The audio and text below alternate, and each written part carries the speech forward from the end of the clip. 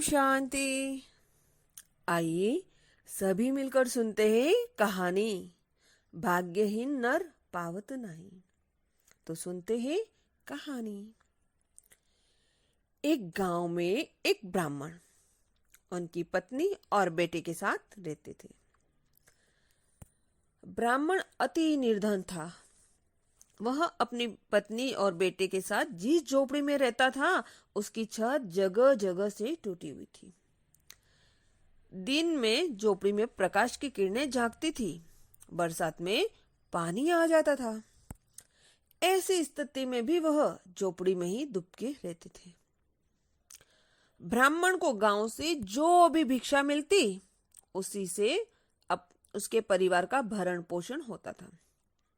किसी किसी दिन तो भिक्षा भी नहीं मिल पाती थी कि पेट भर सके। एक दिन ब्राह्मणी अपनी निर्धनता से व्यथित होकर अपने पति से बोली, मुझे अपनी कोई चिंता नहीं है स्वामी। मैं आपके साथ फटे पुराने कपड़े पहनकर और आपके साथ भूखी प्यासी रहकर भी अपना जीवन व्यतीत कर सकती हूँ, लेकिन मुझसे अपने बेटे की भूख प्यास नहीं देखी जाती। अभी हमारा बेटा 10 साल का हुआ है। वह अर्थभाव में उसे किसी पाठशाला में हम प्रवेश भी नहीं दिला सकते। अगर उसने 2 अक्षर नहीं सीखे तो वह जड़ मूर्ख रह जाएगा। मैं तुम्हारी भावनाओं को समझता हूँ प्रिय, लेकिन भाग्य के लेख को विधाता भी नहीं बदल सकता। हमारे भाग्य में निर्धन रहना ही लिखा है। भाग्य के भरोसे बैठे रहना मूर्खता के सिवाय कुछ नहीं है। अगर इंसान कोशिश करे तो वह कर्म करके अपने भाग्य को बदल सकता है। आप कहीं परदेश में कमाने जाएं, मुझे विश्वास है कि आप वहां अच्छी आय करेंगे और हमारा भाग्य बदल जाएगा। तुम्हारी यह बात तर्क संगत है प्रिय। अगर मुझे भिक्षा मांगने और पंडिताई के सिवाय कोई काम नहीं आता। हमारे गांव में आपकी पंडिताई की कोई कद्र नहीं है नाथ। महीने में एकाध बार दान दक्षिणा मिल जाती है। हो सकता है कि किसी दूसरे गांव या नगर में आपकी पंडिताई चल निकले और हमारे बुरे दिन फिर से चले जाएं। ब्राह्मण को अपनी पत्नी की बात जच गई। वह दूसरे दिन ही सौभाग्य की आशा लेकर घर से निकल पड़ा।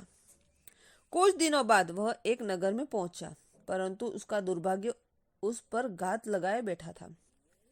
नगर में उससे कोई भी टके सरे पूछने वाला भी नहीं मिला। हालातों को देखते हुए वह सोचने लगा कि इस नगर में उसका गांव ही अच्छा था। नगरवासी तो पूरे नास्तिक हैं, उसे भिक्षा तक भी देने को तैयार नहीं है। वह थक हार कर वापस अपने गांव लौट आया और पहले की भांति पंडिताई करके अपनी भिक्षा मांगकर अपनी गुजर करने लगा। एक दिन वह भिक्षा मांगकर लौट रहा था। उसके हाथ से भिक्षा पात्र था, वह नंगे पैर था और उसके शरीर पर फटे पुराने कपड़े थे। उधर से भगवान शिव माँ पार्वती से साथ गुजर रहे थे। वह पार्वती के साथ मृत्युलोक की सैर करने आए हुए थे। जब पार्वती जी ने उस निर्धन ब्राह्मण की हालत देखी तो वह ठिक्कर कर रुक गई। क्या हुआ प्रिय, तुम क्यों रुक गए? आप उस ब्राह्मण को देख रहे हैं स्वामी? पार्वती ने ब्राह्मण की तरफ संकेत करते हुए कहा। हाँ, वह बहुत निर्धन है। वह बहुत दुखी भी है स्वामी। निसंदेह आप उसके दुख का निवारण करें नाथ। एक तो ब्राह्मण, दूसरे दरिद्र। मुझे उसका दुख देखा नहीं जाता। यह मृत्युलोक है प्रिय।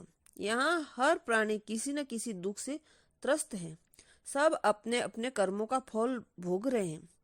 तुम किस किस का दुख दूर कराओगी? आपको उस निर्धन ब्राह्मण को धनवान बनाना ही होगा स्वामी। वह भाग्यहीन है पार्वती।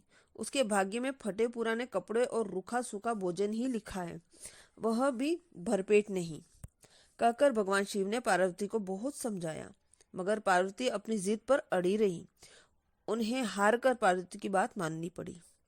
उन्होंने उस रास्ते पर सोने की ईंट डाल दी जिस रास्ते पर ब्राह्मण अपने घर की तरफ बढ़ रहा था। अचानक ही ब्राह्मण को न जाने क्या सूझा। उसने सोचा कि वह आंख बंद करके कितनी दूर चल सकता है।